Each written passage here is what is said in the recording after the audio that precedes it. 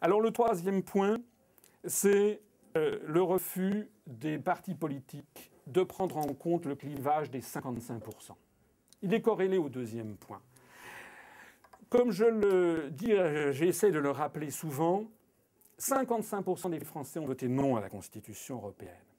Or, ces 55%, c'est d'après des sondages sociologiques qui ont été faits après les élections, c'est en gros 33-35%, en gros, d'électeurs qui se situent eux-mêmes à gauche ou à l'extrême gauche.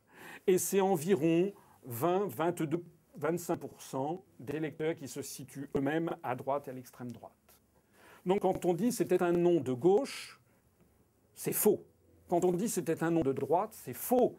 C'était un non de tous les Français qui veulent, en fait, sans savoir l'exprimer, qui en fait entendent faire en sorte que les Français soient maîtres chez eux. Voilà. C'était tout simplement ça. Et ce sont ces gens, c'est cette majorité d'électeurs français que nous devons convaincre de nous rallier.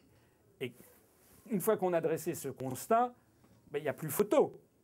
Il nous faut donc convaincre des gens, 35% de gens qui sont situés à gauche ou à l'extrême gauche, et 20 ou 25% de gens qui sont situés à droite ou à l'extrême droite.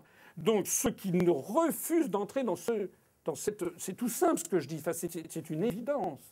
Mais ceux qui se disent non, je vais quand même me classer à droite ou je vais quand même me classer à gauche, en réalité, sabotent l'objectif qu'ils prétendent rechercher.